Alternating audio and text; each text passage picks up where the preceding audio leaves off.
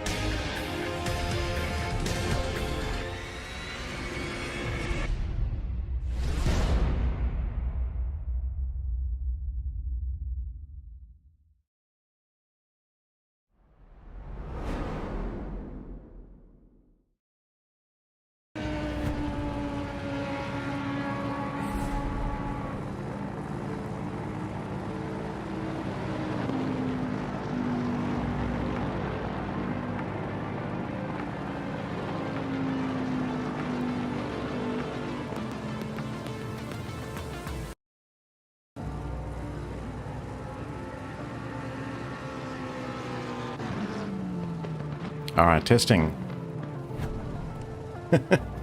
Apologies for that. And I'm no longer on mute. Welcome, everyone. I am very happy to be able to bring tonight's event to you from SimRace Africa. Welcome back. We are at round 6 of the simGT Championship, that is GT3.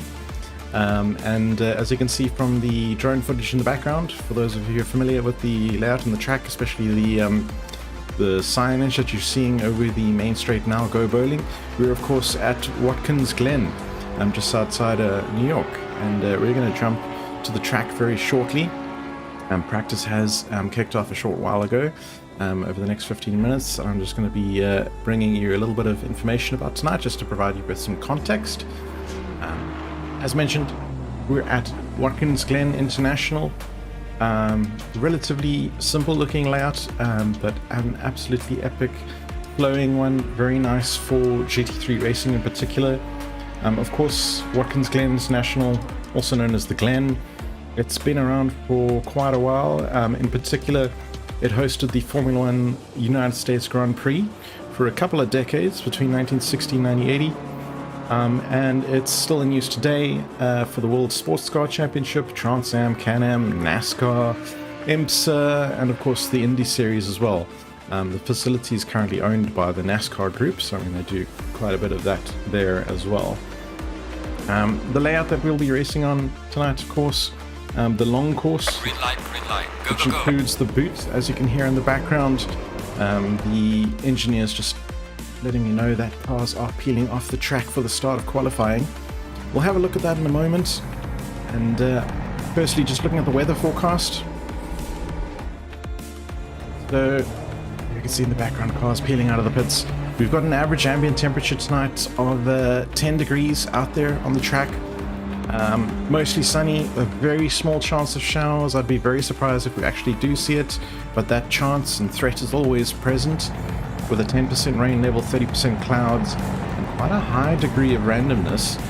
So we'll see what transpires. The viewers can keep an eye on the actual weather forecast in the top right hand corner of your screen. You can see what the current weather is, what's happening in 10 minutes, what's happening in 30 minutes, the current track grip, which in practice earlier was registering as greasy. I'm now seeing it reported as fast. So it's definitely improving. Track temps, I can tell you, are out there are 15 degrees. 15 degrees ambient. The track temperature is heating up to 20 degrees Celsius. Still relatively cold, so we'll have to see how drivers get on with that, with their strategies. Wind, no wind to speak of whatsoever, so I don't think that's going to be factoring into the equation today. A very quick look at the championship standings. So we're at round 6 now, out of 7 total for the event. These are the unadjusted totals you're seeing on screen. Ross Bartel leading the pack with 485 points, ahead of Sas van der Westhuizen in P2 with 464. Gavin Scruton with 415 in his McLaren, rounding up your top 3. That all being said, this is unadjusted for the one drop round that we do allow. If we do look at that, I can whip out my spreadsheet here, and I can tell you that Ross Bartel is still healthily in the lead, but Chris Heineke has actually put himself up into P2 at the moment for slick racing, having already taken one of his drop rounds earlier in the tournament. So yeah, a lot of drivers will have the same sort of process going on, and no doubt with load shedding continuing to plague us, there's everything to play for. Every race that drivers are able to attend is certainly going to be worth valuable points indeed.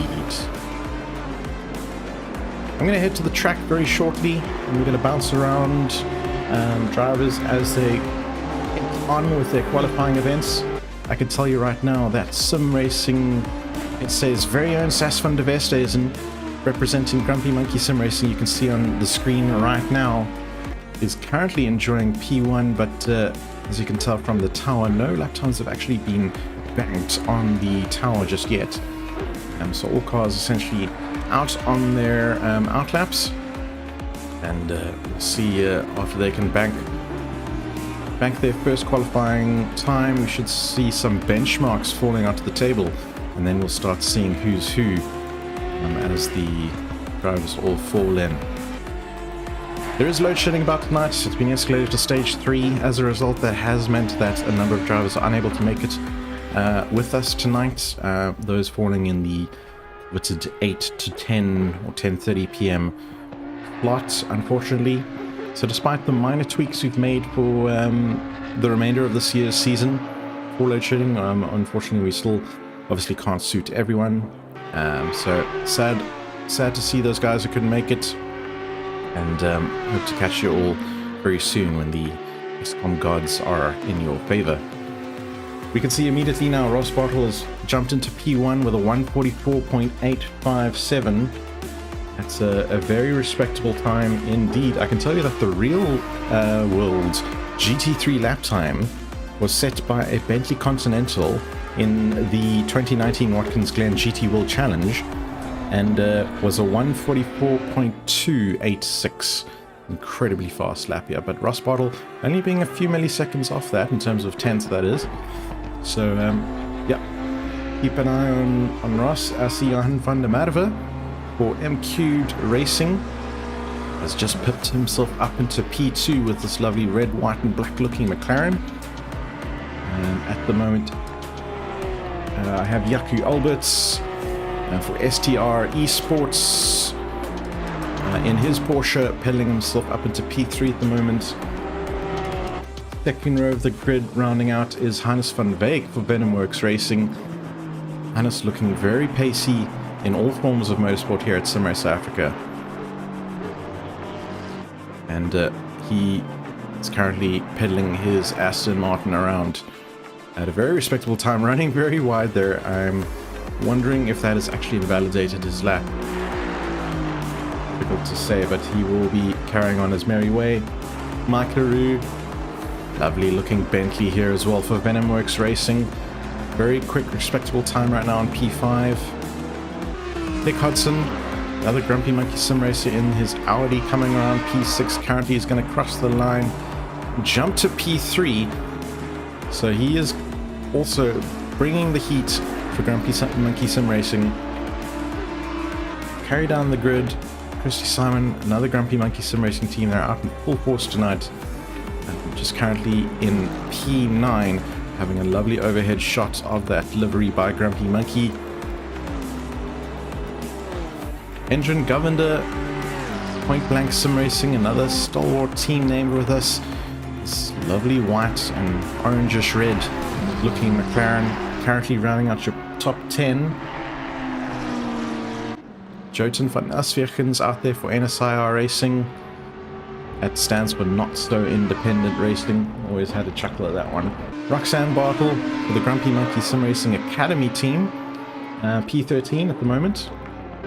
I've got Lawrence Stoner just peeling out of the pits right now for my personal favorite team.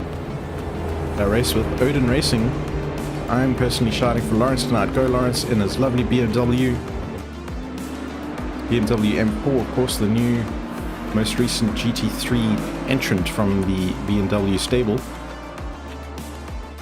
I've got Fridge Finlay out there, Venomworks Racing. He has just started representing this team as of last week's M2 race, which placed him on the podium. That was in the BMW M2 CS Racing. Tonight he's in the Audi GT3, looking to score well here again for his first representative representing Venomworks Racing in the GT3 teams. Gavin Scruton for Team Tryhard Racing, or TTH as they're also known. I do like this like Lumo green and black livery. It looks like it will glow in the dark and also have the venomous sort of aggressive appearance. Very nice job there on that livery designer. Werner Golombik, independent racer, just judging from the team name, followed very closely by Lawrence's Odin car there in the background. I've got Ronald Childs out there in another Bentley, one of I think 2 or possibly 3 max in the entrant list for tonight's grid. I'm not sure if all 3 are going to make it. Certainly 2 on track I've seen already tonight. Ronald Childs, Francois Bernardi, we're the Bernardi brothers shouting out in chat. I've got him currently pedaling his Audi around, trying to look for a good time to bank. We have 6 minutes left of quali.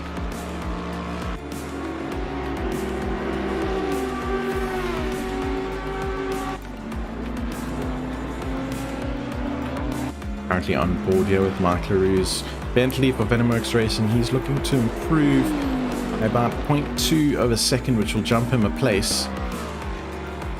What we'll do is we'll go on board with him.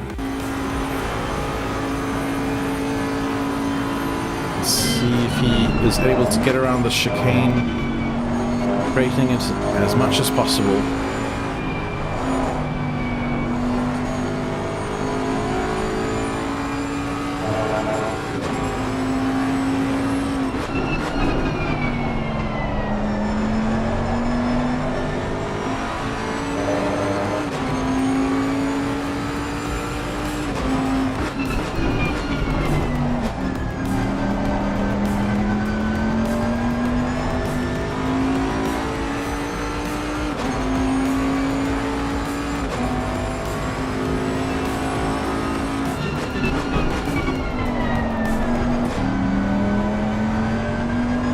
Love that deep growling while the transmission of this Bentley as it goes around.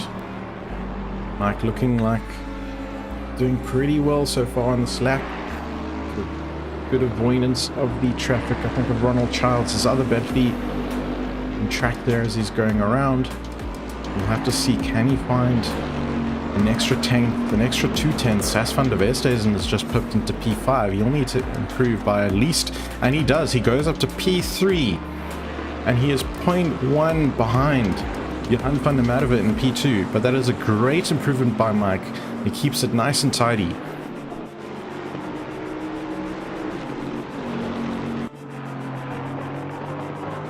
Currently looking at Jaco Alberts. He's up on his delta, I can tell you this as well, by about 0.2.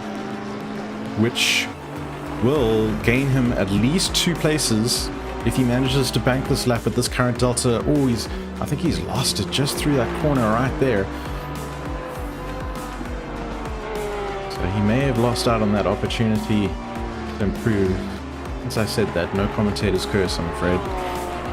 Oh, he may have even brushed the wall there. That is the extent of how hard he is pushing, and he does improve marginally, so he managed to keep it inside the track limits there and just eked out Sas van der Westhuizen. I think if he hadn't made that mistake, he could have been even threatening Hannes van Beek in front of him. He's currently out on his outlap. I'm going to bounce around Christy Simon right now. P13, he is up 0.4 on his delta, so if Christy can bank this lap, that's a good couple of places he stands to gain.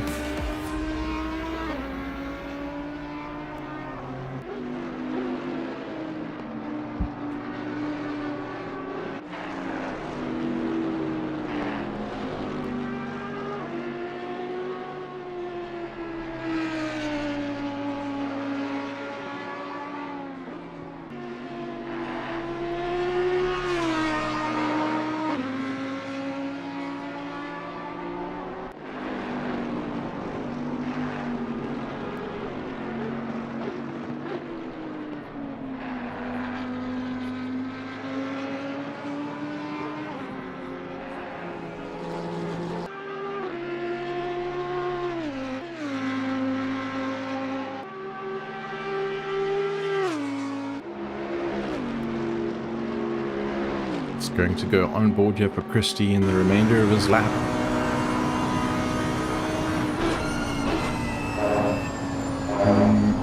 The chicane's looking to flatten it out as straight as possible so you can carry as much speed through here as well. Don't want to bleed off too much around this corner.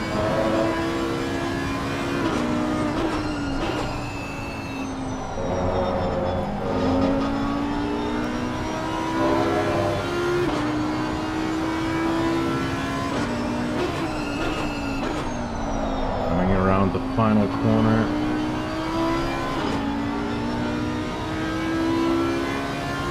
Oh, not quite. Apologies. He's coming around Toad. And heading now into heel. It's turn 8. 9, 10, and 11 to go. There's a couple of left-handers that can be quite tricky. And let's stay on board with Christie here. I'm seeing 0.3, 0.4 up on his delta. If you can carry the speed through and not lose any momentum through this final corner, it's going to be critical that he can get the pace down, carry it onto this main straight. Will he improve? Currently P13. And and unfortunately he didn't budge, so perhaps that was even invalidated at some point. Unfortunately for Christy, he'll have to give it another go. Shout out to Carl in chat. How's it going, Carl? Good to have you with us. Dropping now to Roxanne Bartle. I currently see her as 0.2 on a delta as well.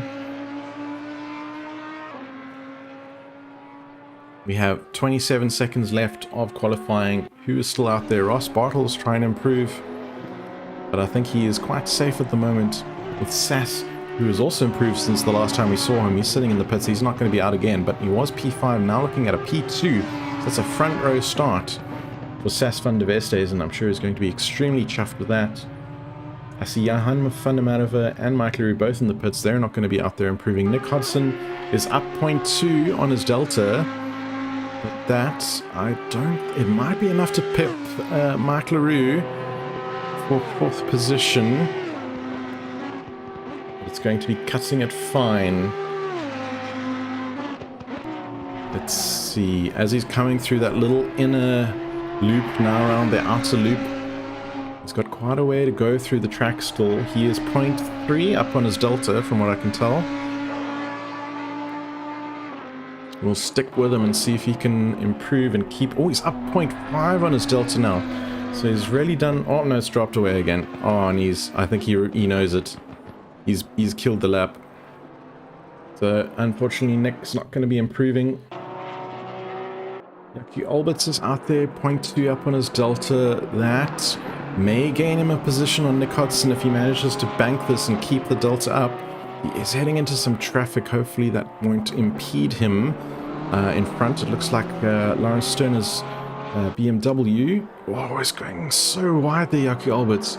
The camera angle cut to it late. I'm not even sure if that was still in limits. The delta is still reporting 0.3 up. So let's see now. As he rounds the final corner, I'm seeing 0.3 up on the delta. He's P7 now.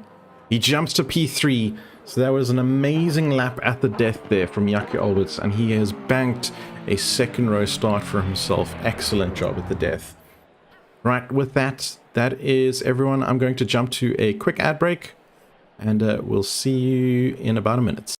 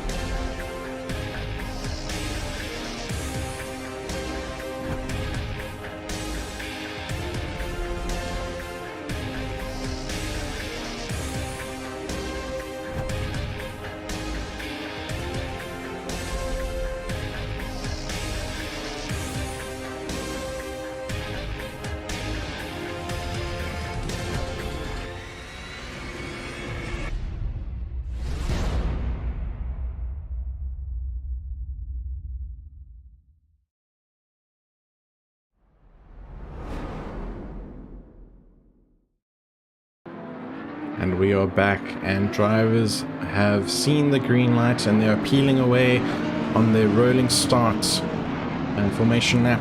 They peel off in double file, they very quickly get into single file, and they have the full entire lap to go around. They'll be making sure their temperature's all right across their brakes, across their tires.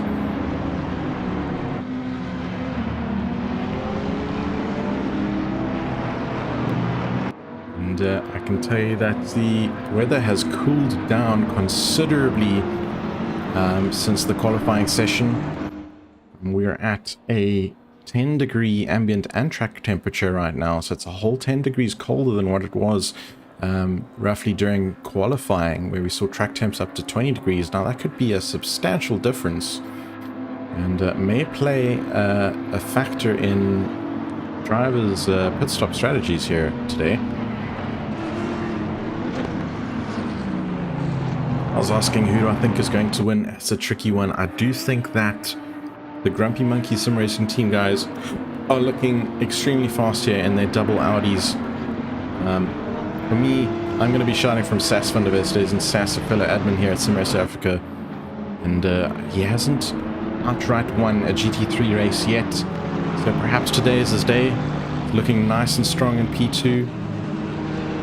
And there's a chance, there's every chance. Anything can happen. Ross is very quick as well.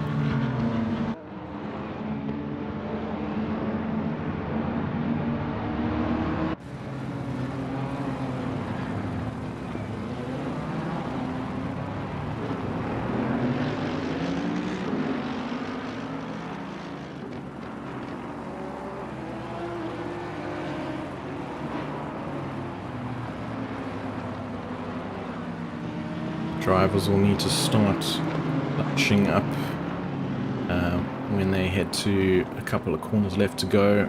This is coming through toe now, I believe.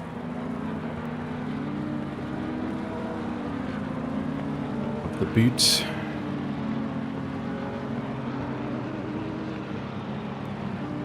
Heading down into turn 8, or heel. And then it's turn 9, 10, and 11.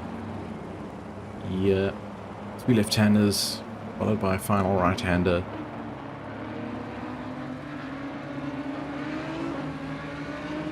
We're going to head to our helicam and currently watch P2, Sas van der Vestes, and he'll be lining up side by side next to teammate there, Ross Bartle, co-teammate, part of the Grumpy Monkey Sim Racing team.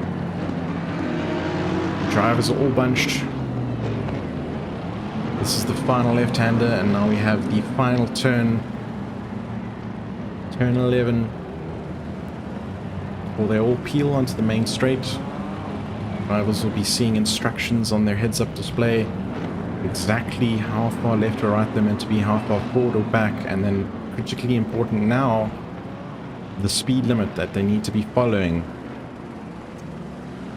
to avoid any sort of penalties here on the start procedure. Green light, go, go, go. Green light is shown, we are going, we are racing here at Watkins, Glen, round 6 of the simGT GT3 Championship. Ross has taken an inside line there, and it looks to be very clean getaway for most of the field. Let's hop back a couple of places here and keep on with the helicam to get a wide eye view. I've got Venomworks Racing tucked in. Teammates actually here of Mike LaRue.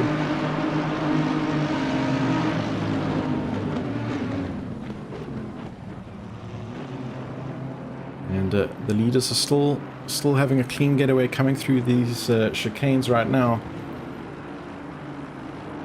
Ignore the tower for the time being. That's just the known ACC broadcasting tower timing bugs. You'll see the time start filtering out in the correct order that you'd expect.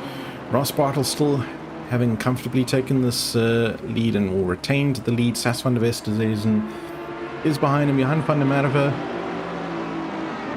And his McLaren currently holding on to P3, Jaco Albert's P4 and his Porsche behind, but right behind him, look at Mike LaRue now. We're going to go on board and keep an eye on the mirror.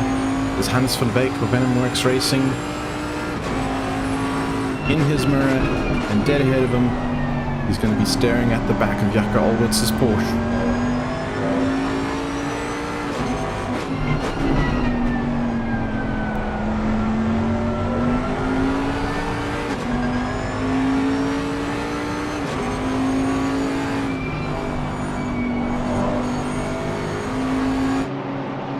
So a very clean lap 1 from what I can see. All drivers getting around nice and safely. No incidents that I've seen on camera.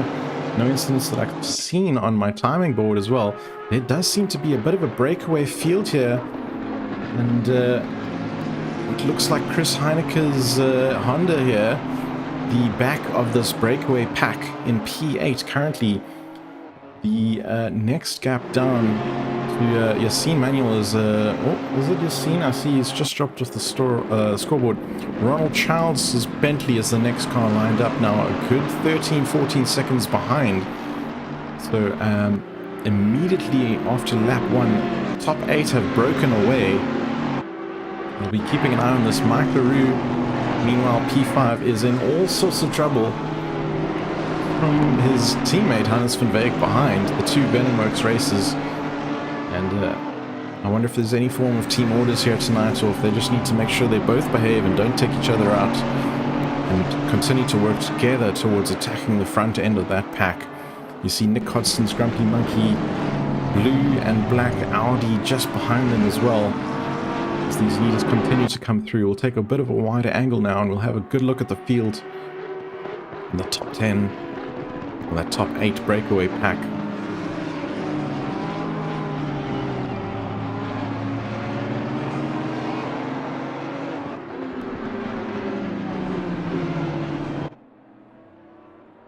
A bit further down here, just beyond the breakaway pack, I've got Ronald Charles under attack by Ross Bartle. Something actually must have happened to Ross Bartle on the start. Apologies for... Oh no, this is not Ross Bartle. That was extremely confusing. This is Roxanne Bartle, challenging for P9. Excellent job, Roxanne. I was about to say, what on earth happened to Ross Bartle? But he is currently leading the pack. There's a little blip with the lights there. We see Jojen van Elsvieken in the Lexus also attacking hard at the back of Roxanne Bartle's Audi here, as they go onto the main straight and all looking to keep it in shape for now. We'll see leading up to turn 1. No one's close enough to make any sort of challenge dive. I see someone going slowly. Or was that just a blip on the scoreboard? It looked like a couple of cars ahead. A car was stationary for a period of time, but perhaps just an artifact of the mini-map. Meanwhile, Mike LaRue and Hannes van Veek, that gap between those two teammates has opened up ever so slightly. And cast your eyes to the top right of your screen, ladies and gentlemen. Currently it is, you can see the track is very dark. It is overcast. Drivers' lights are on. Most of them are out there with their lights on. And that is indicative of the conditions we have here. In 10 minutes time, I can see rain coming. Rain is forecast for 10 minutes time. But within half an hour's time, the rain is stopping. So this brief little shower, what is going to happen? Is it going to be enough for drivers to have to dive into the pits, put some wet weather tires on? Or will it be light enough that guys will be able to get away with their slick tires? This could be an interesting challenge indeed. Meanwhile, Jaco Alberts is under great pressure here from Johan van der Merwe.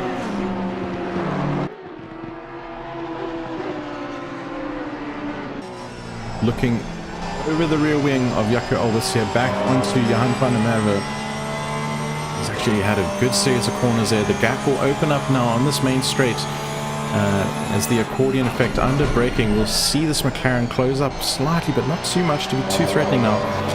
You can see them all running wide there over that T1 as well. I think drivers may or may not be able to get away with that, depending on what the in-game stewards are reporting, the automated stewards that is. And they might be able to do that up to a maximum of 3 times before they start seeing penalties get applied. But perhaps the game limits are actually allowing them to run a little bit wide there. We'll have to see. More aggressive over the curbs. There goes Jaco Alberts.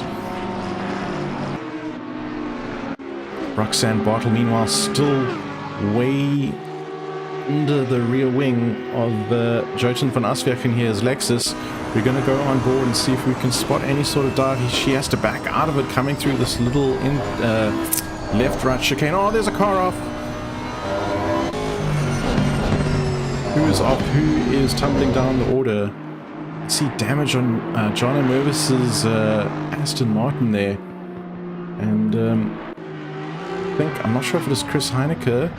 He seems to be in the pits right now, potentially for damage. I'm not sure if he teleported there, but I'm also seeing another white. Is that an Aston Martin in the background rolling into the pits? Is that engine government? It's McLaren, apologies. Yes, he is coming into the pits. I don't see any form of damage on that car.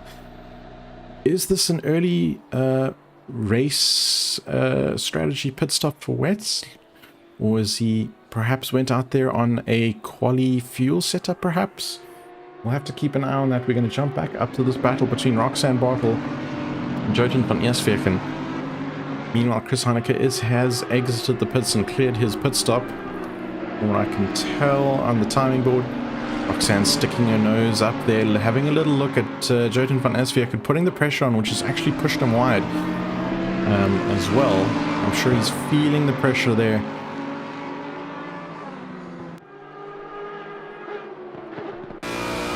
We are on board looking through the rear wing of Jotun van Asviak now on Roxanne Bartels Audi Beyond.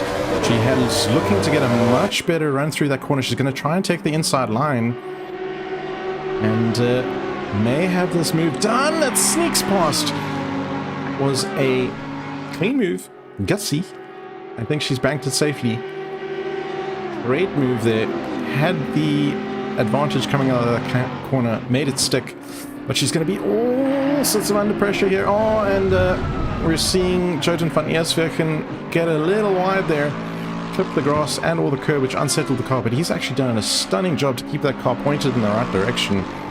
But that has relieved the pressure somewhat to Roxanne Bartel in front.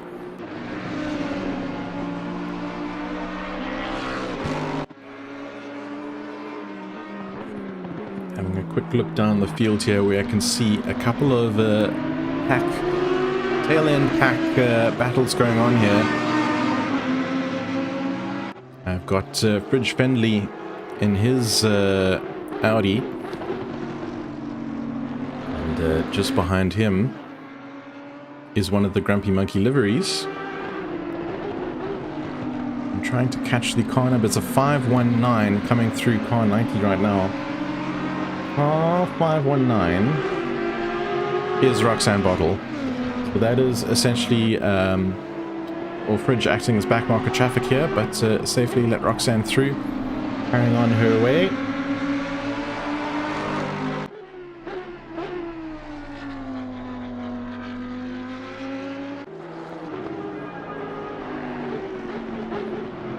We'll stay with this battle for now. Roxanne Bartel is just past Fridge Findley as a back marker. She is looking to catch up ground to that white Bentley you see in the foreground there. And as I say this, you can see the spots of rain. The rain is starting to fall. Driver's windscreen wipers are on. The weather report for the next 10 minutes is heavier rain, and then 30 minutes rain has stopped. Drivers out there right now, I'm sure they're all on slicks. How are they going to cope? They're going to need to be dialing up that traction control, I'm sure.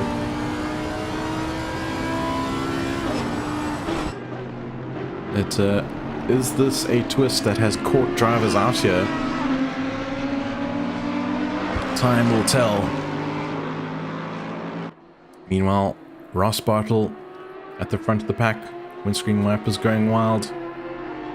He is currently enjoying about a 2-second lead to Sas van der Westhuizen in the fellow Grumpy Monkey Sim Racing car P2. Jaco Albertson's red white Porsche just behind him. They're still staying with him. And just behind him, the 76 car of Johan van der Merwe.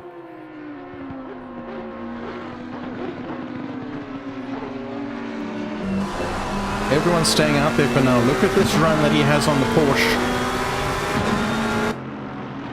This is going to be a good move there, side by side, coming through this corner. Give us a better camera angle. There we go. Oh, he's going to get squeezed out, I think. And Jaco Albers just managing to keep his car safely in front there, but they're side by side yet again, coming down this back straight before the inner loop. And he's got the move done. Did you see that sneak in front of him just before? What an incredible move. Keeping it clean. Coming through the outer loop into the chute now. And what a fantastic move under rainy, greasy conditions. That was outstanding car control. But he's not out of the woods yet. Jaco Alberts is going to be looking to pile the pressure right back onto him. We'll look for another battle back down with Roxanne. Look at this gap that's closed up between Ronald Childs. And we said that Bentley gap, she was looking to close it down. Is the Bentley struggling here? The Bentley has a reputation for being extremely well handling in the wet. Was there perhaps a little bit of a mistake made off camera from Ronald Childs? Or was this gap seems... Oh no, Ronald Childs, there it is! It's the commentator's curse, I'm sorry. It's a mistake by Ronald Childs. That sends him into the wall. We can see the damage on the side of the Bentley, and that's gifted the position to Roxanne Bartle. The tower will update at the next checkpoint. But does this prompt Ronald to come into the pits now, early? Take his pit stop, clear the damage perhaps, put on some fresh tires, but then what tires? Because the rain is going to be drying up. I'm sure he must be kicking himself right now. Unfortunate conditions here, and it almost looks like he's limping around, but it could just be the wet that's slowing everyone down right now. From chat commentating, who wants to be the next Lando Norris? Do you pits or do you dare stay out there? What is the right call here? Jan van der Merwe under attack now. Rather attacking Sas van der Vestes, and look at this gap that's closed up. And we're going to quickly hop on board, looking back over Sas's rear wing. Is Sas under some sort of trouble here with the McLaren behind?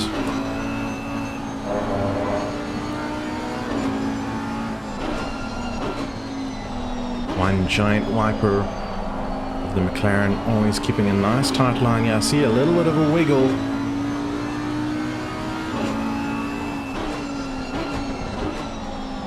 Coming through the toe of the boots.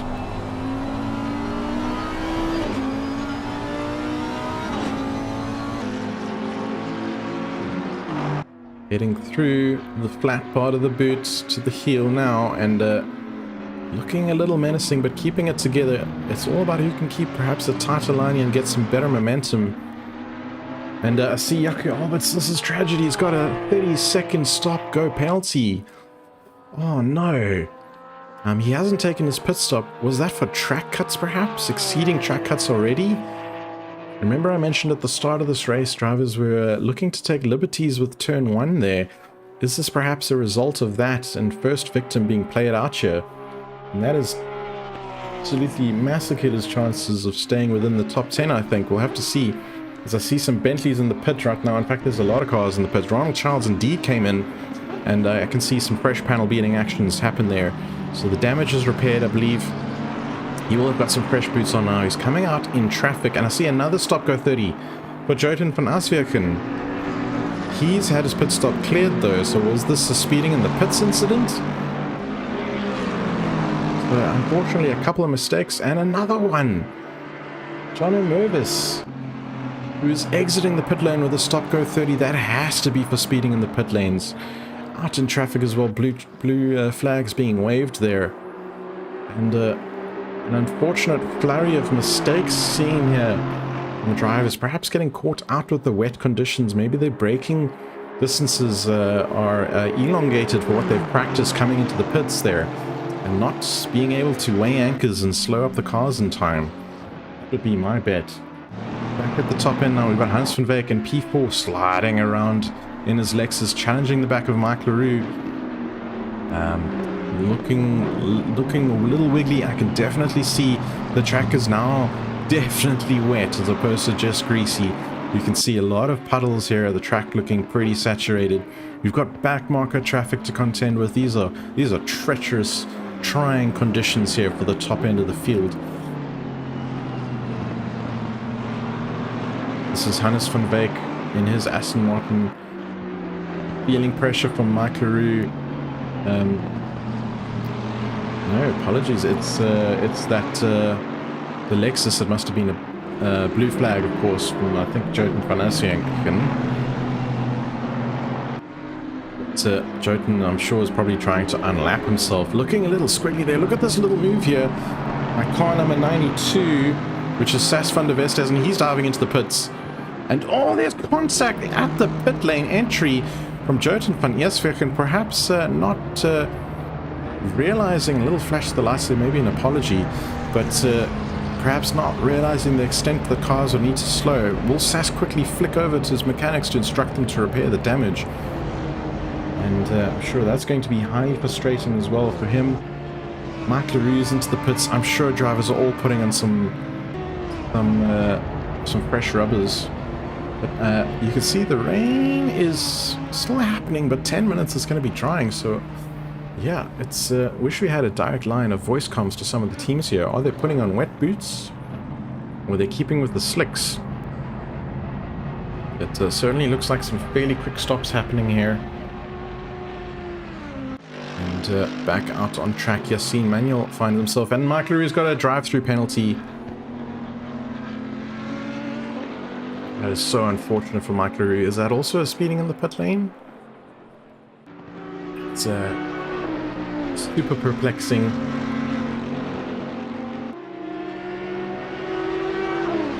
And he is tucked in behind another Grumpy Monkey Sim Racing car number 7. Where's car number 7 on my screen? No, it's position number 7 on the window. That is car number 519.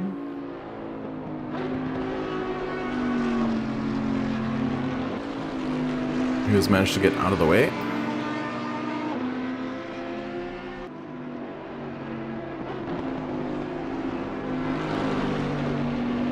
Mike Leroux trundling around with a drive-through penalty against his name right now. I wonder if he's going to try and take that as quickly as possible. And meanwhile, in position 1, Johan van der Merwe, yet to take his pit stop. He's managed to stay out there for the time being. But running wide there's the Bentley behind him of Ronald Charles in position P9. So not exactly battling for position, this little on-track action right now.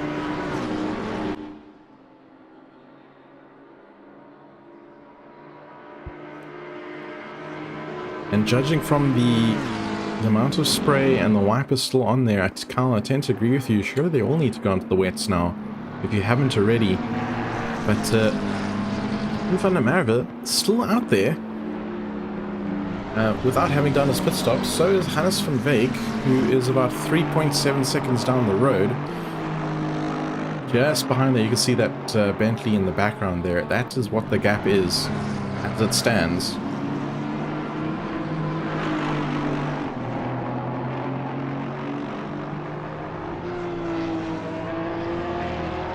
See, pumping the brakes there, Hannes, it seems like. Or was those indicators? Are those his equivalents of his rain lights? Let's see without a good rear shot of the Aston Martin here and its light configuration.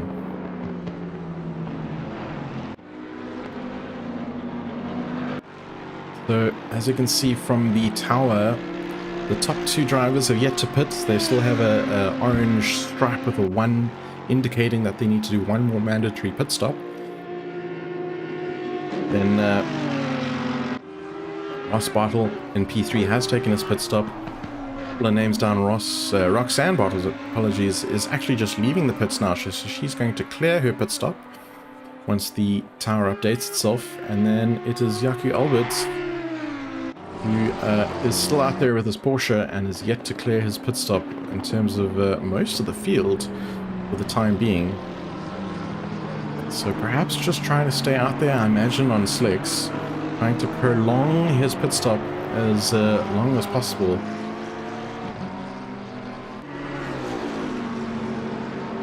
And we're going to try and see where I can find some racing gaps here. Mike Leroux is reporting a gap 1.2 seconds to Nick.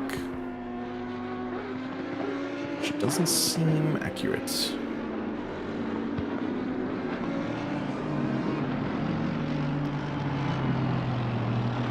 Yes. I think it's more 1.2 or 2 seconds now to the car in front, not necessarily to Nick Hudson for position, who is the road here on board with him now.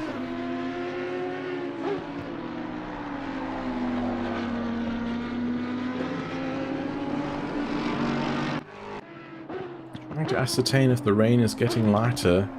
It looks like it might be, ever so slightly. But still just under an hour here to go at Sim Race Africa.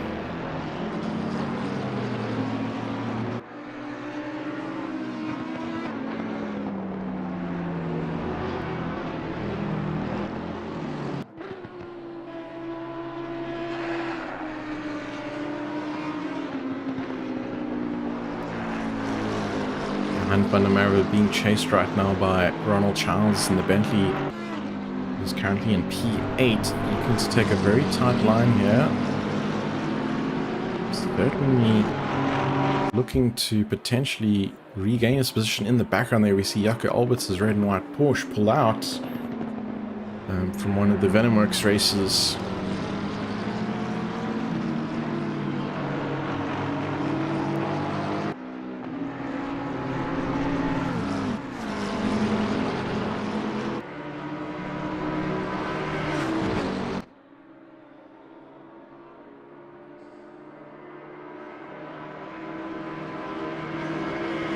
You see the blue flags being waved in the background there for some traffic coming through as they make their way through the inner loop.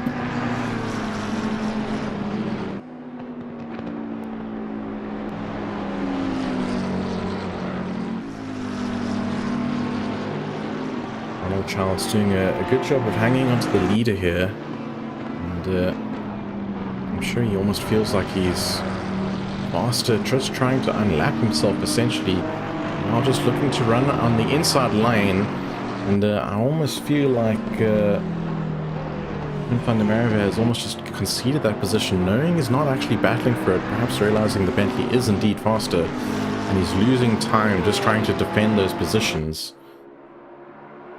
But Ronald Childs in his Bentley is essentially now released to continue to push and continue to unlap himself. He just has to keep on doing a good job of doing that. Jaco Alberts, meanwhile, we see his red and white Porsche coming through here, followed by the Venomworks Racing team, who is being challenged behind. I need to find out. Hans van Beek and his Aston Martin running very wide here.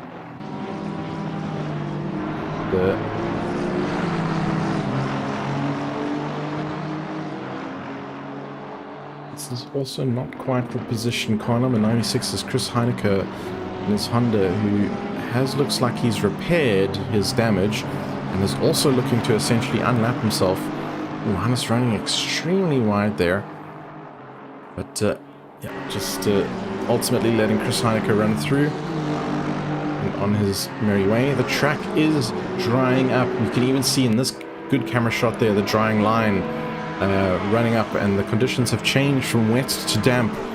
So the rain is just spitting and spotting now. It's definitely drying up. And perhaps those who haven't yet pitted, particularly Johan van der Merwe right at the top here, and Hannes van Beek, P1 and 2, 4.87 seconds behind, have done a great job of managing to stay out there on what I can only assume are slicks. And they haven't fallen off the road, haven't made any mistakes. And now can perhaps run even longer for a quick splash and dash, perhaps towards later in the race, unless we can only see 30 minutes in advance of the weather. With 50 minutes of this race to go, well, maybe will there be another twist in the tail and another quick rain shower? Stay tuned to find out. Meanwhile, Yassine Manuel is hoping to challenge.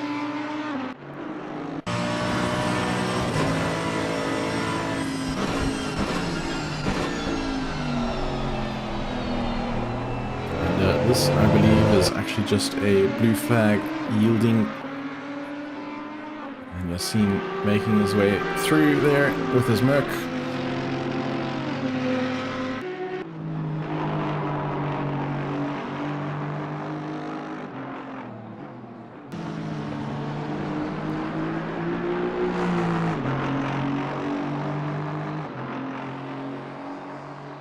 V8 rumble of Hannes van Beek's Venomworks Racing Aston Martin here. It's looking pretty good in P2.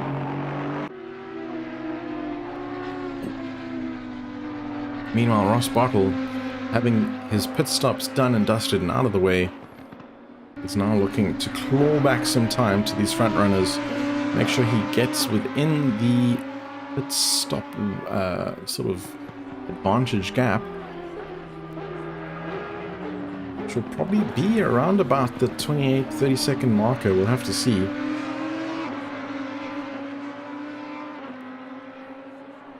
such that if these top guys pit, they will lose sufficient time for Ross Bartels to essentially leapfrog them while they're in the pits. And he'll be looking to put the hammer down now, and ideally not be in traffic. There we see in the foreground another Grumpy Monkey sim racer, and it's not Sas van der Veste, isn't currently riding in P4. Is it Christy Simon? It is indeed Christy Simon running in P15, car number 51. He has this team, Spartle partnership behind him, and this will essentially be blue flags when they get close enough, and because they're essentially teammates in a sister team, I'm sure we'll see a situation where Christy will pull off the other blue flags being waved in the background, and I'm sure he will just pull off the racing line or not defend once Ross gets closer,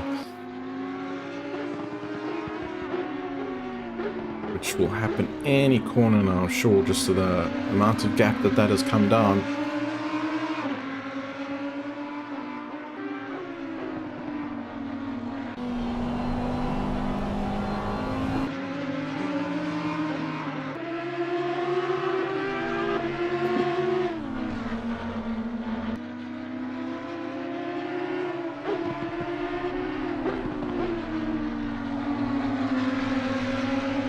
Here we go on the main straight. This would make the most sense to do it here.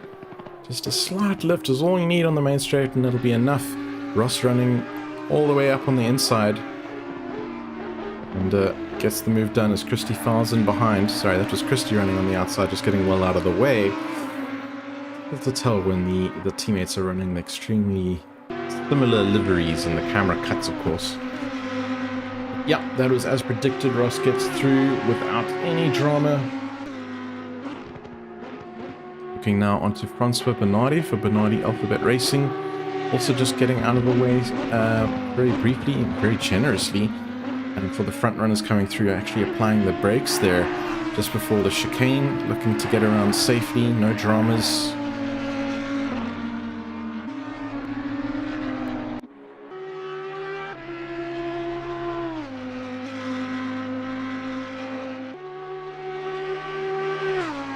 And the rain has completely stopped now. I'm not seeing any spots on my cameras anymore. So the track, while damp, is going to now form a very nice dry line. Nick already looking a lot more aggressive over these curbs now. Flattening them out. Just looking to maximize his grip.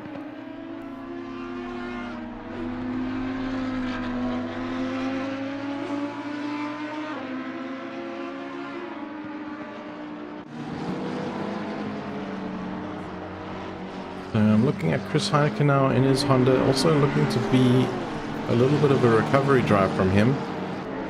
Just seeing a couple of the waved blue flags as well coming up. There's a Bentley in the mix. There's I think that's Gavin Scruton in the green and black livery. The Bentley's pulling over.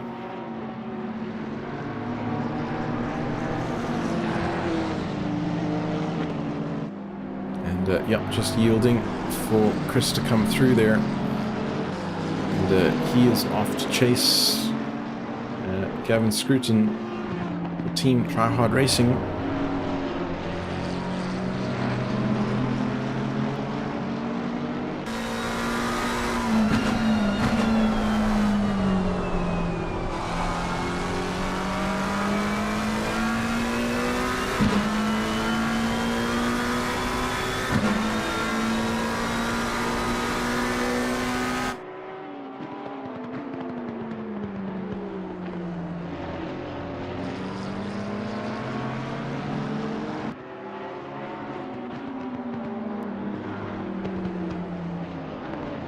So this is the closest battle we have on track at the moment. Ronald Childs' Bentley chasing down Chris Heineke's Honda in front.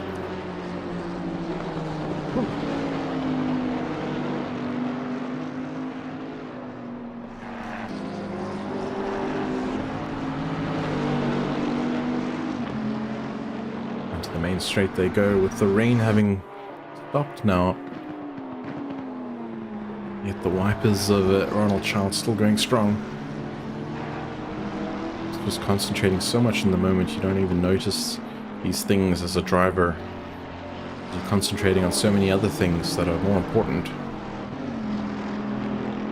And yeah, looking at the sky, there's some good patches of sunlight now coming through, perhaps indicating that we shouldn't see any more rain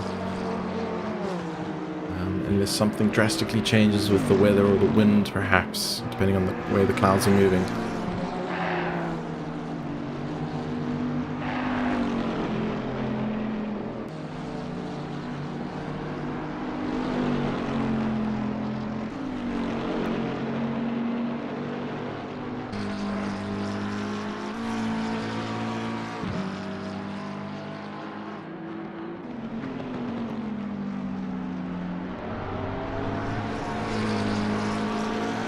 We're seeing a little bit of light damage, some scuffing on the right-hand side of Johan van der Merwe's McLaren here.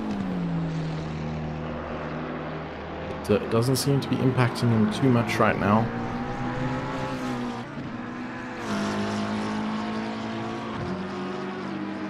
So the key thing to look at here is how much advantage they have out front here in track position relative to the guys behind that have already completed their pit stops. Hannes van Wyk in P2, about 7 seconds behind, hasn't taken his pit stop either, so they'll be pitting almost probably at similar times. Ross Bartel in P3 is effectively net leader of the race right now, just because of him having completed his pit stops and being just about 8.6 seconds behind Hannes van Wyk. Putting up a collective roughly 16 seconds, depending on how the deltas are flowing, seconds behind Johan van der Merwe, which is inside that pit window now, most critically. So he's made up some good time here. And there we see Hannes van Wyk, I believe, peeling into the pits there. We saw on the side of Venomworks Racing, so he's bitten the bullets and comes in for his scheduled pit stop.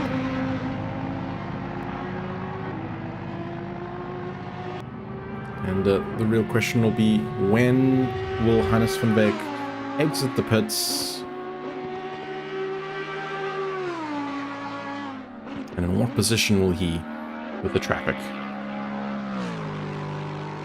Seems to be a fairly long stop, so he's for sure swapping boots right now, putting in some fuel, and then getting on his way. So where is Sas van der Westhuizen? Has he already passed? He hasn't yet passed Hannes van Wyk. And we'll be looking at this track position. He's coming through the inner loop now, so I'd actually think that he's not going to be close enough to Hannes van Wyk, who is rolling now. So Hannes, I think, is going to... Oh, no, apologies, Sas van der Westhuizen. He did get through. It's the tower updates are a little bit slow. Nick Hodgson has also come through now already, so Hannes van Wyk is going to filter out into P5. So still a respectable track position here, and he is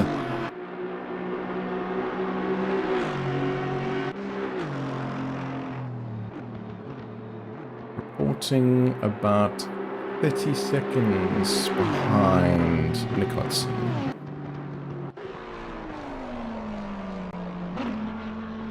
And right now it just is Johan van der Merwe, I was about to say, who hasn't taken his pit stop, but as we speak, he is going to be rolling into the pit lane now, and in the background we see Ross Bartel coming through the main straight to take the effective lead of the race. And next position is Sas van der Westhuizen,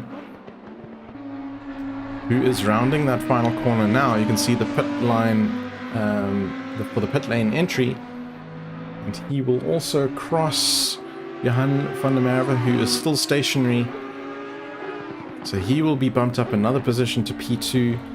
Where is Nick Hodgson? There comes Nick Hodgson now down the main straight. And again, Johan van der Merwe is not yet rolling. There's a very long straight pit stop here, apologies. And as we see the pit straight here of Nick Hodgson just coming through to gain that position as well. Hannes van Wyk, meanwhile, he is rounding the last corner now. With Johan van der Merwe is rolling. We're at the halfway mark. Keep pushing. As you can hear, we are at the halfway mark now, and this is car number 4. You can see there is a back marker of Jono Mervis. So that won't be the position that is going to bother him too much. But it is crucially this one, Hannes van Veek.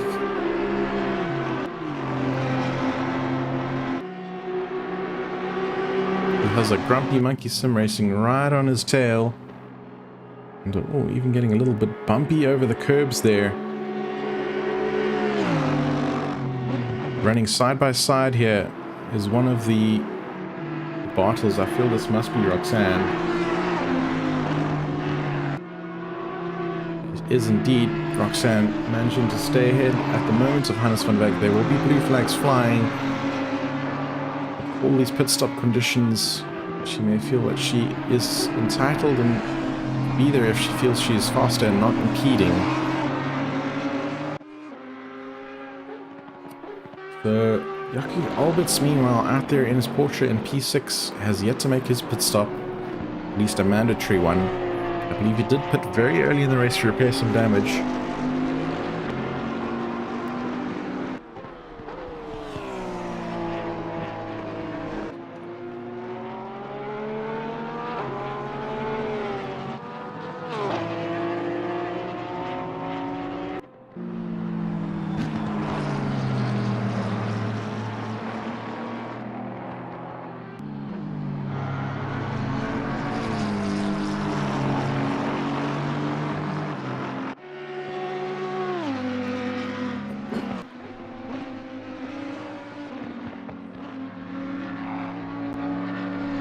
We also have Ruan Heineke currently in the pits, his Honda for Lunatic Racing.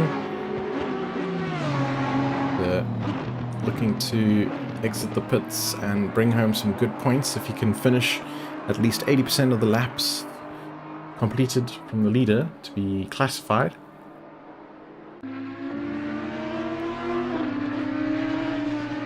You see he is plus 19, 18 laps down right now.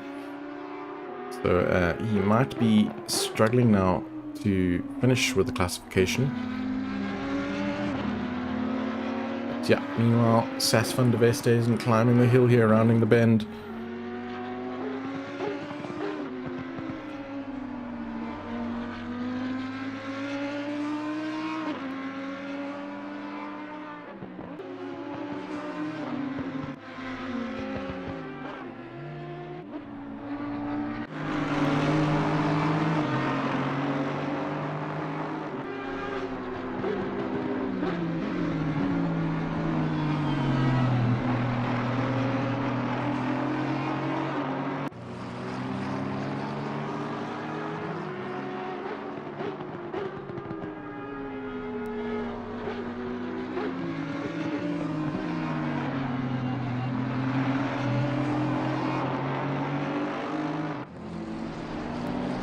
Jaco Alberts has just taken his pit stop, seeing him reported in the out lane, going around P1.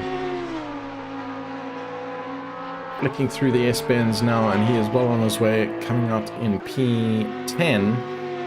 So having lost just a position or two there, max. Not too bad in the terrible scheme of things. But the gap now to Werner Golombek in front of him. Werner's Audi looking a little bit crumpled at the front there. Not sure if that's going to be impacting his aerodynamic performance by too much. The rest of the car looks pretty stable. But we know how quick Jaco can be. And we'll have to keep an eye on that delta and see if it's going to be threatening Werner Golombek within the next 30 minutes. Definitely some sunshine out on the track. You can see the nice blue sky now with the clouds. There's no threat of rain returning, I believe. So just that little shower in the middle to throw things, throw some curveballs around.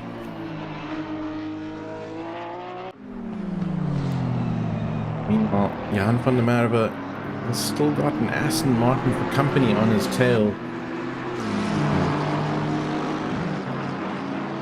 But again, not for position, but staying with them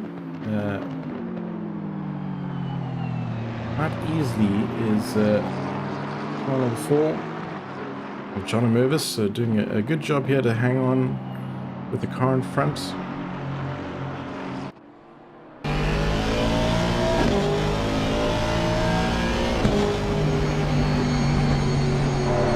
Jono perhaps just looking to hang on to the back of the McLaren here and get some good tow down straight. Oh, not like that. He's actually heading into the pits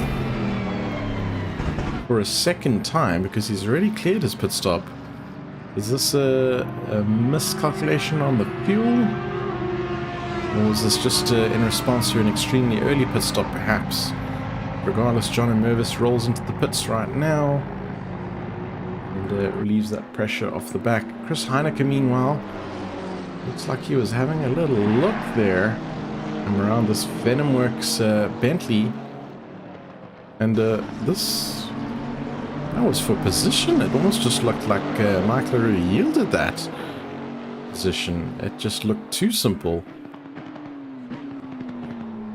Perhaps caught napping here, but we'll stay with this battle and see if Mike can answer the simple threat of Chris just sailing by. What was this? Very squiggly on Mike LaRue. I wonder if he's struggling with some sort of underlying problem. Whether that be with tire wear or perhaps some damage. The car looks like it's in pretty good nick from a visual perspective. So I'm doubting damage here. Is there a significant tire wear? But it certainly looked like that was almost gifting the position to Chris Heineke. So take nothing away from these guys, you know, in the top split they do make it look so easy and so textbook and clinical with their precision driving. So yeah, good job Chris, up into P6 now, Chris Heineke for slick racing. And looking to make his way up to a top 5 finish, I'm sure. You'll need to be hunting down this man, Hannes van Veek, for Venomworks Racing's Aston Martin. That's a good 12 seconds up the road, Hannes van Veek is.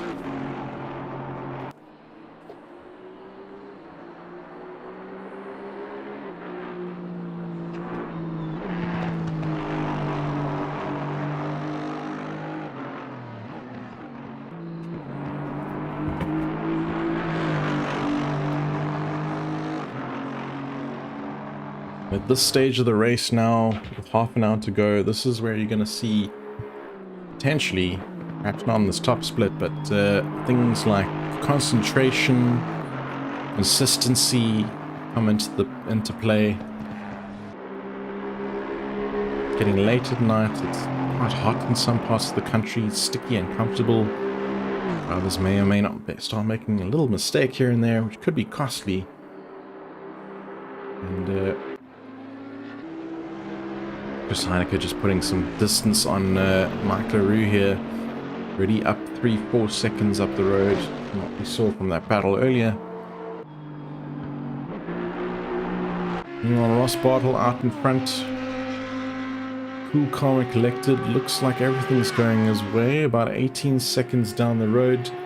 Stas van der Westhuizen, who's got Jono Mervis again for company behind.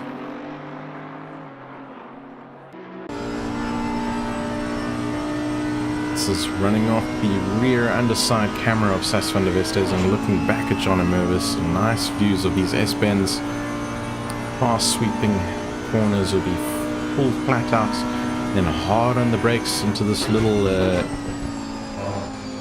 chicane, riding the curbs, keeping it as flat as possible.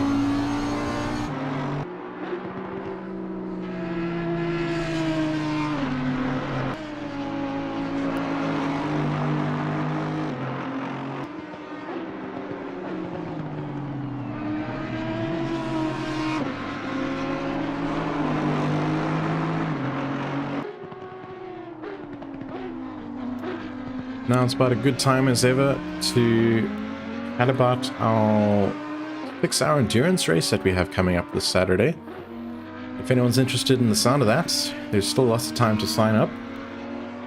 And essentially what it is, it's in celebration of SimRace South Africa's 10th birthday celebration. So SimRace South Africa started this month 10 years ago. Our founder Jason Holden Jones having hosted the first official SimRace South Africa League race using what I believe was GTR2 at the time, with a Kalani mod, I believe it was, track mod for Cape Town track. And yeah, here we are 10 years later, racing a Assetto Corsa Competizione, a full complement of about 80 drivers if everyone had to make it on the day, split up into multiple divisions. And yeah, just in celebration of that, we're holding a little 6-hour endurance race this Saturday. We'll be starting at about 10 o'clock in the morning and racing around Suzuka. And teams of 2 to 3 drivers, so it's a driver swap event. And yeah, just for fun, we've invited any communities out there that would like to come and have a race. Jutech has also put forward a lucky draw for any local South African drivers that enter the race and are classified at race end as not being DNF. They are giving away a lucky draw for a GT sim rig valued at a good 3,000 rand, so that's a great prize they're putting up. But yeah, if you're interested, come and check it out. You can find all the details on how to sign up on our Discord. You can find our Discord link on our website, which is on screen now. Join today at www.simracesa.co.za.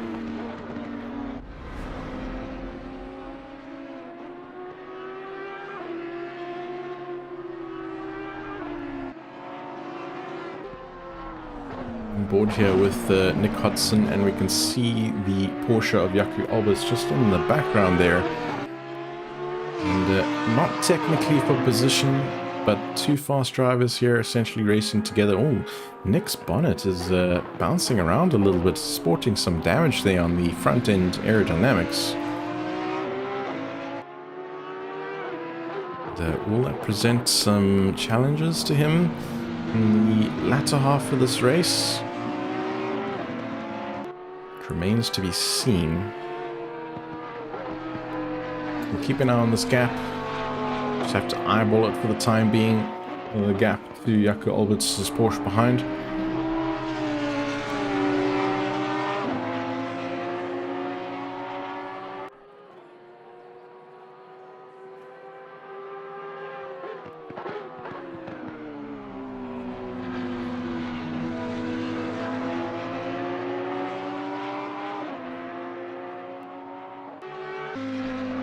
Meanwhile, Roxanne Bottle sitting pretty in P10. Top 10 for the time being, looking to challenge Ronald Childs' white Bentley that you see in the foreground there. Just out of frame now. And she'll be looking to close that gap up to put some pressure on Ronald Childs.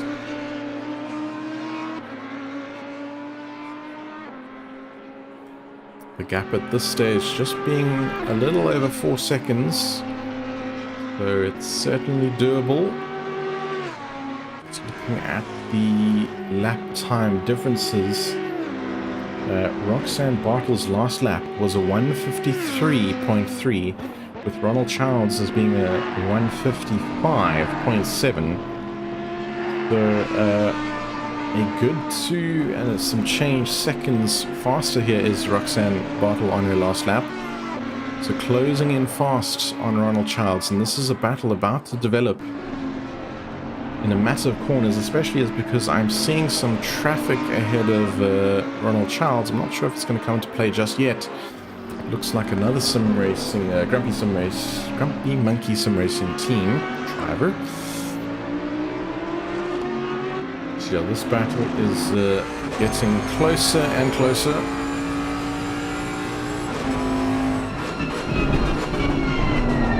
This will definitely be one to keep an eye on here.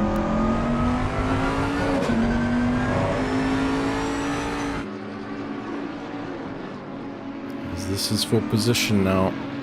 The cars are in frame of one another. We see Roxanne sliding through that corner. Definitely pushing, knowing the proximity to Ronald Charles. That gap has come down incredibly. It was 4 seconds. Now looking at about a 1.5 second gap, just under. And this battle is actually developing a lot sooner than I thought it would. Potentially even going to happen right here down the main straight, heading into T1. A little bit too early to make any sort of rash move. Roxanne will bide her time, just trusting her consistency in her lap times. And look to start putting on all the pressure.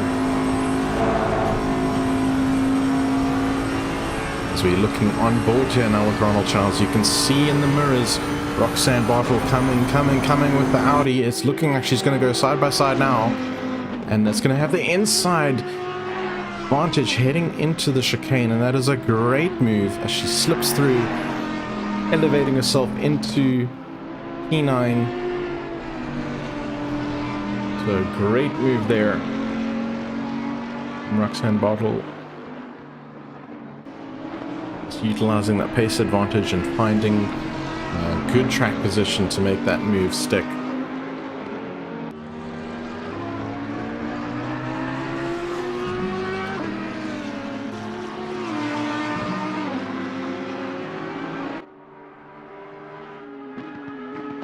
Bridge Findlay right now, Venomworks Racing. I can see he's coming up behind.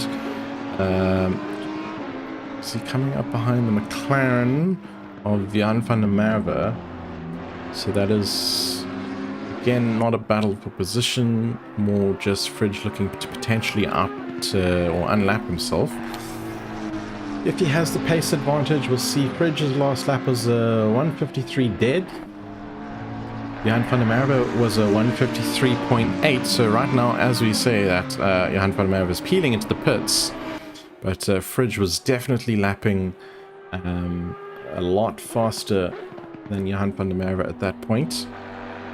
But that point is now moot, as Jan van der Merwe has dived into the pits for yet a second time. So I'm wondering if this was a fuel situation or the boots just gave out. We'll have to see from the length of the pit stop. If it's a lengthy one, he's swapping some tires around. If it's a little bit shorter, it might just be some fuel. Certainly seems to be a longer one, so I think he's putting on some fresh boots. And that is unfortunately going to put him under some pressure here, losing out on the potential podium from Hannes van Wyk, who's actually just gone past as we speak on the tower.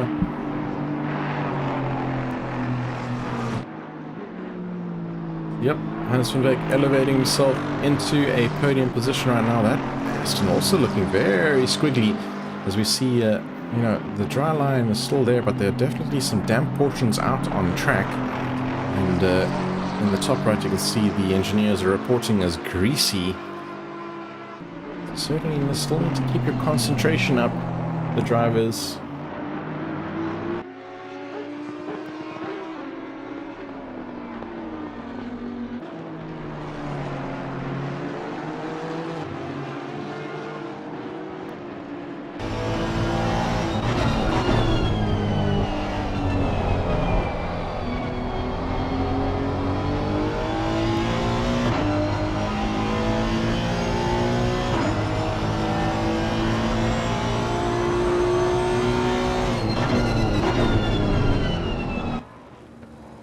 Through the heel end of the boot now on the helicam is Chris Heineke. In the last couple of turns, he does have a car in front of him that I'm trying to figure out. I think it's a back marker just off into the distance surrounding the final corner now. If we go on board, we might even be able to pick up who that is looking like in the distance there, but Chris is peeling into the pits. Into the pits Chris goes. And this was unexpected. And certainly is going to lose him out on some positions. Where's Mike LaRue? Mike LaRue has just crossed the finish line now, so takes that position away from Chris Heineke. And finding these late pit stops very curious and wondering if guys have just been running out of fuel or if the tires are actually been quite punishing perhaps on the surface that is changing conditions.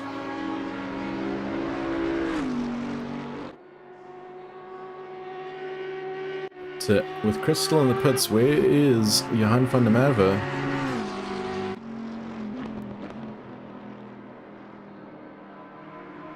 And we'll have to see.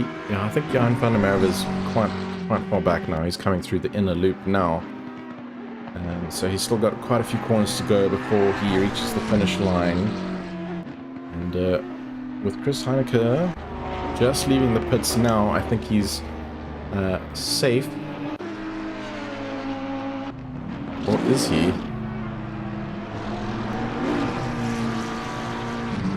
Was he already a lap down now? Because Johan van der Merwe on the timing board at least is reporting P5. Hudson P6. So yeah, Chris did actually lose out there in terms of track position. Having a late pit stop, just dropping a position. And right now, we've got Jaco Alberts in P7. Looks like one of the Grumpy Monkey Audis behind him. I think it is car number 8. Is it a Grumpy Monkey?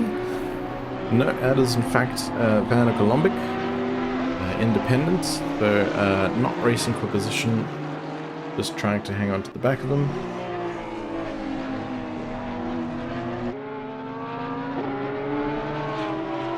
Here in chat reporting such a nice track. This is Watkins Glen. Can't drive it for the life of me. But certainly we've seen here today the interesting weather that was in the first 15 or so minutes of the race, certainly throwing some spanners out there for some drivers. We've seen some interesting pit stops. We saw some mistakes being made as well, some stop goes, some drive-throughs.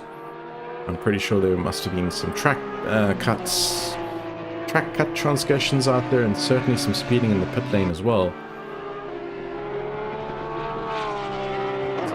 For the time being, it's all Ross Bartel is in the pits yet again. This is interesting, and Sas van der Vestes, and perhaps it's a legitimate strategy. The guys here have needing to run lights. And will Sas is getting going before Ross Bartel. Or is he? No, apologies, that was just the camera. Ross Bartel is indeed going. For a second there, I thought Sas may have leapfrogged Ross in the pits. But Ross is going, and he's retained that lead. Sas van der Vesting is now rolling. Where is Hannes van Wyk? Hannes van Wyk is coming through the pits straight now. So we'll fall in behind Sas van der Vesting, and oh, he runs extremely wide. Sas coming through the S-bends now, so yeah, well ahead of Hannes van Wyk. That was a potentially close one.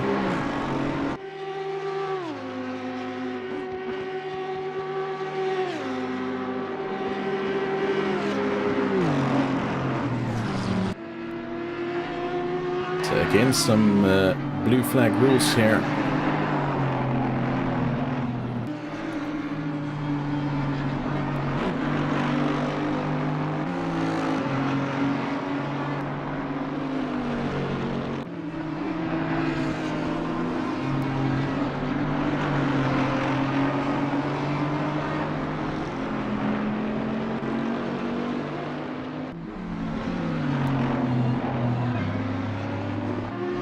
So here we are on camera with Hannes van Wyk for Venomworks Racing in P3. I do see he has a Grumpy Monkey Sim Racing Audi in front of him. The number on that I'm seeing is 13 position, which is Christy Simon, which is technically a blue flag. In front of him, yes, another Grumpy Monkey Audi, P9, which is Roxanne Bartel. So we'll head on board here with Roxanne Bartel, just looking behind. We'll see how this plays out, because Hannes van Wyk essentially in P3 has track position advantages going to be waved the blue flags, and we see some of the Grumpy Monkeys just trying to get out of the way here as Roxanne now peels in for the pits. So definitely a Grumpy Monkey Sim Racing team strategy here. of requiring that extra pit stop. As we say, so Christy Simon gets out of the way for Hannes van Wyk coming through. And Hannes van Wyk looking extremely squiggly there out on the runoff area of T1. And not seen as gaining an advantage, which will net him a warning and potentially some penalties for exceeding track limits. But for the time being, heads into the chicane. So taking some big bites out of those curbs.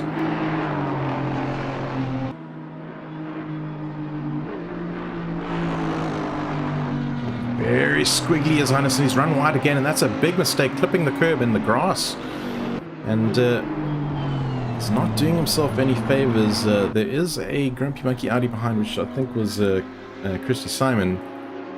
It was indeed Christy Simon in P13, so a good 10 positions down in this battle technically. But yeah, not doing himself any favors, not looking comfortable out there is Hannes van Wyk in P3 right now.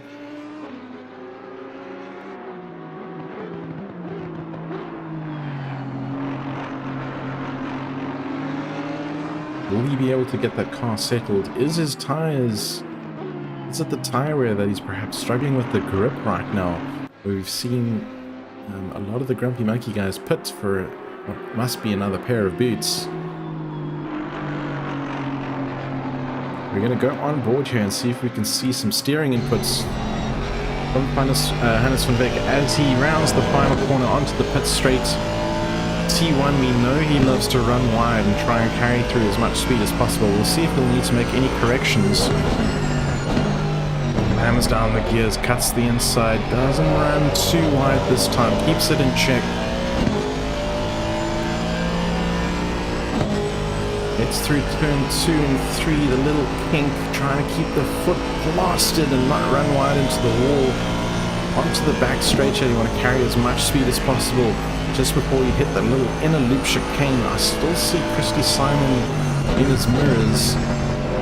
The double flip downshift through this little chicane keeps the speed up nicely. Through the outer loop, trying to hang on. And runs down to the chute. So far so good. Doesn't look to be making a lot of corrections with the wheel. Doesn't seem to be... Oh, there's some corrections as we speak. As he slides through the chute. And now heading into the boot. Again, making some minor corrections on the wheel, so perhaps, yes, indeed, struggling with some grip, perhaps. As Hannes van Wyk will see now at the heel corner. Hard on the brakes, turns in. Runs it wide, minor left correction on the exit. Not too terrible, I'd say. Tucks it in nice and hard for turn 9.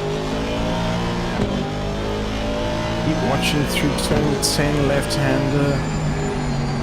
And the final corner, running wide there at the curves, but that's okay. Runs it a little bit to the outside. He's got to watch that wall, and not too much drama there. So yeah, certainly some struggles with some grips, but it doesn't look altogether unmanageable here. Hannes van Wyk, P3. And right now, Mike LaRue his Bentley was reporting half a second at one point behind Nick Hodson. Is this truthful? It is indeed. This is for position here for P5. We're on board with Nick Hodson. Remember that we did see him have some damage at the front end of his Audi, which hasn't been repaired as far as my external cameras can tell. Is this bonnet still flapping around in the breeze? Or is it actually looking tied down? Difficult to say. It doesn't look too shabby. So perhaps in his second or third pit stop there, he got that problem sorted out. Yeah, that bonnet's looking tightly bolted shut there. So maybe not too much pressure here from Mike LaRue, but certainly he's 2 seconds behind him, Mike LaRue. I'm going to look at the lap times now. The last lap from Mike LaRue was a 153.1. And Nick Hodson's last lap was a 150.7, so a substantial difference there. But we'll keep an eye. Maybe there was just a bit of a mistake on Mike's part heading into the chicane. We'll keep an eye on taking a big chunk out of those curbs.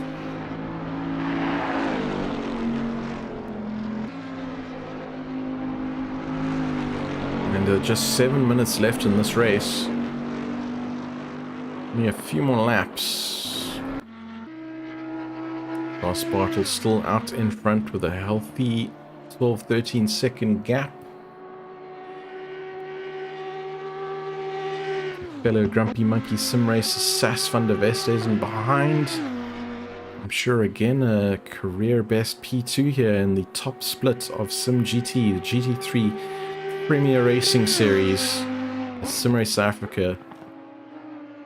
And he'll essentially just be looking to take it home now with a good healthy lead over P3 Hannesberg, running into some traffic here. The car does get out of the way here just through the chicane.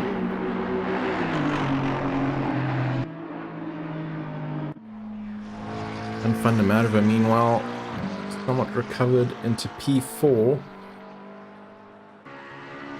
And unfortunately, a long way back here is Nick Hodson in P5, so he's not going to be improving in the final 6 minutes here, but still a good, healthy finish here in P5 if Nick manages to take it home in the next 6 minutes.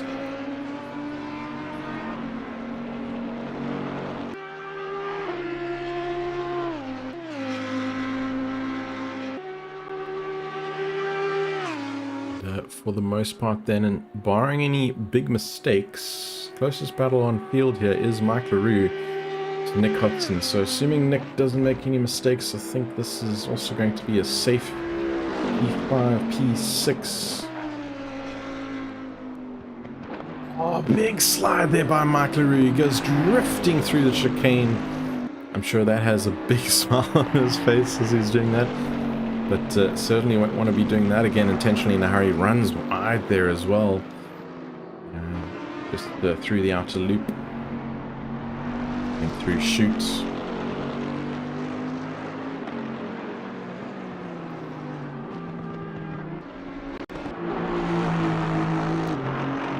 China Mervis, we've seen quite a bit of tonight, running in a solid P10 finish at the moment.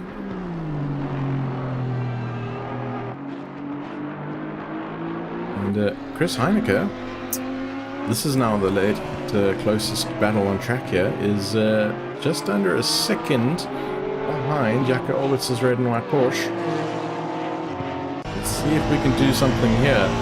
Chris Heineke, last lap 148.64. That's a cracker of a lap.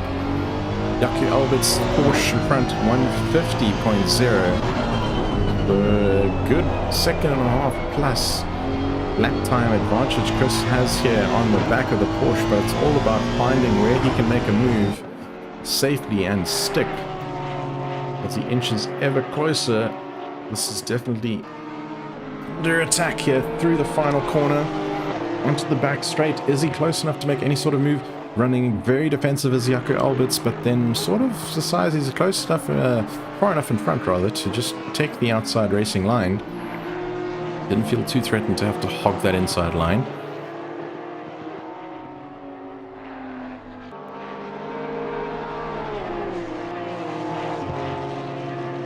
Coming up the hill through the S-bends 2, 3, 4 onto the back straight, and it's looking like a much better exit Chris has here, tucked in behind Jaco Alberts. He goes for the inside into the chicane. I think he has to back out of it. That was going to be very risky, playing it that tight into the chicane entry, but still hanging on to the back of Jaco Alberts is Chris Heineke.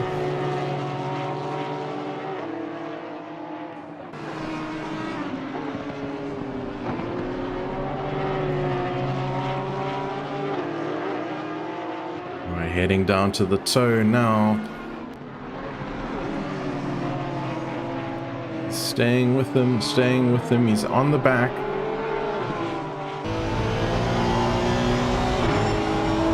Coming off the flat part of the boot, heading. We had to back out of that, looking into the heel there. Just 2 minutes 40 to go. Can Jaco Holberts hang on to the pressure that Chris Heineke is piling onto the Porsche now?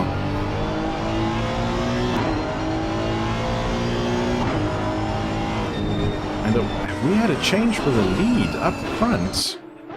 I've got Sas van der Westhuizen in the lead. Ross Bartle, what has happened here? Somehow there's been a position change for the lead. We'll have to chat to the guys in commentary for a little interview afterwards to figure out what happened there.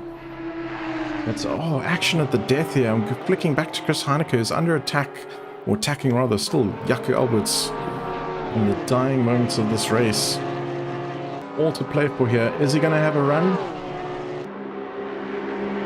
through the S-bends? Is he side by side? He is side by side now, coming through the S-bends. It's going to be leading up to the chicane. He's going to go around the outside and cut back in, and I think he's got the move done. You think that was within limits? That was gutsy. Chris Heineke for Slick Racing has got the move done.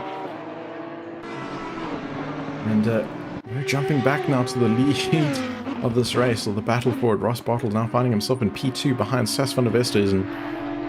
What on earth happened there? I think it is about, it was a 10-12 second lead advantage Ross had to Sas. Was there a mistake we caught off, was caught off camera?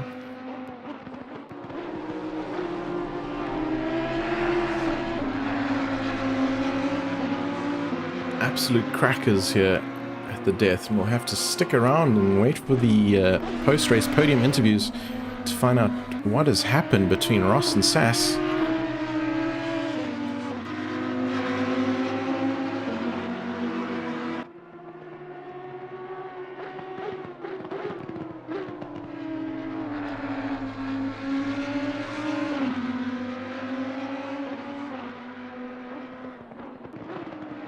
A quick look back at Jaco Holberts now. Yeah, okay, that gap is well healthy between himself and Chris Heineke. I don't think he's going to be challenging him back for that position.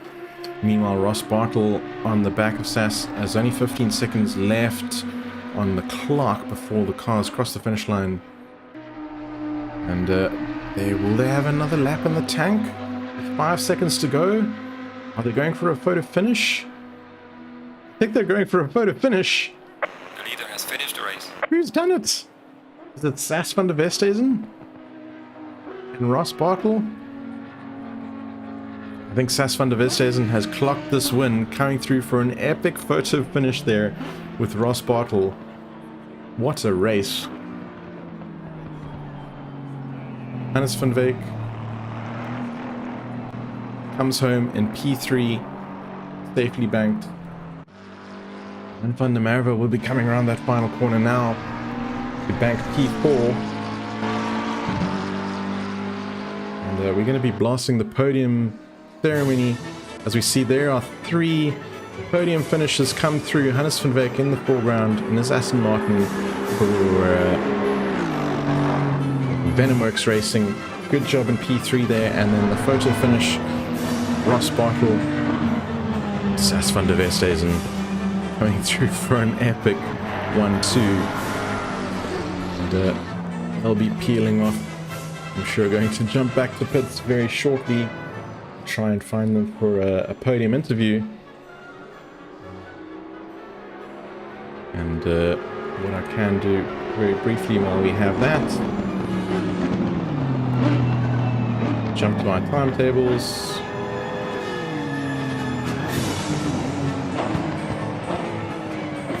As we wait for our podium finishes to come in, we're just seeing the tail end now of the rest of the field come through. And there indeed, everyone has finished the race, and I have my podium winners with me here. I'm going to start with Hannes van Wyk. Hannes, epic congrats on rounding out the podium with a solid P3. Chat to us, how did your race go today? Thanks, yeah.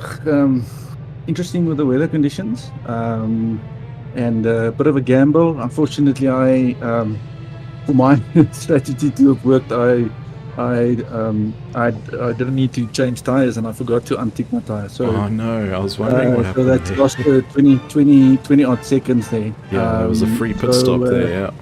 It was yeah, basically. So, but yeah, I mean, congratulations to Ross and Sas. I see Ross gave Sas the point, so congrats, guys. Yeah, well we'll done talk on about the that in a podium. sec. I caught the photo finish on track, guys, the Grumpy Monkey team. What was that a given position, or was there a mistake made? Because I see Ross here about 12-13 seconds ahead of Sass a couple of laps ago. Is that a gift, an early Christmas gift? Yeah, that's what Verstappen should have done. So yeah, Sass is obviously in a battle for second in the championship with Chris. Yes. So you could deal with the 3 points more than I could at this point. I just needed 8th, I think, to wrap it up. So epic. so yeah, that was the plan. Yeah, that's epic teamwork then. So indeed, yeah, well raced both Ross and Sass. Sass, talk to us. How'd your race go today? I'm tired, man. No, I think it went well. When we bumped to grid and saw that rain incoming, there was a little bit. How was what that? are we not? Initially thinking, we'll stick it out through the rain, and then it just got really, really slippery. Yeah, that was. I must say, I'm quite pleased to have seen that little short rain shower come at the time it did. It really was on the cusp of: do you pit? Do you not? Do you try and stay out there? And then I saw the weather report that the rain was going to get stronger, and then I knew that the right call was surely to have pitted for wet tires, right? Yeah. Ultimately, we managed to time that really well. I was struggling in the wet. I don't know, unless you were one of the drivers that came past me in the wet. Did you start on wet tires? No, I was on dry the whole time. Just much better right foot throttle control there. Just better traction control.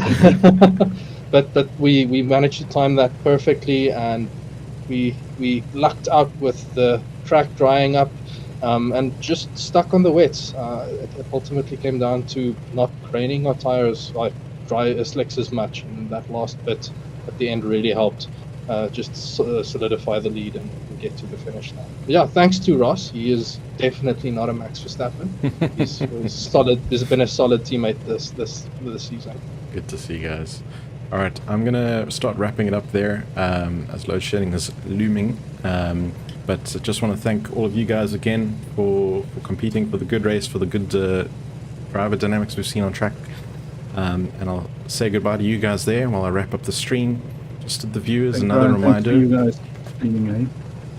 Excellent, thanks guys. And yeah, just the viewers, another reminder of our 6-hour endurance race coming up on Saturday. Still lots of time to join that and sign up. And otherwise, we will see all of you guys in the next race. We're on to a GP race next Monday, and then we'll be around to M2 for the finale of the M2 race at Brands Hatch. And then before you know it, we'll be back for the finale of the GT race. And according to our calendar, I guess you guys can beat me to it. What are we racing? We're racing at Monza for the finale. Yes. So yeah, we'll hope to see all you guys. I'll be around streaming as much as possible as well. So do set your reminders, click like and subscribe, and you won't miss any of the on-track action. Thanks guys, closing it out there. Have a good one. Good night everyone. Cheers everyone.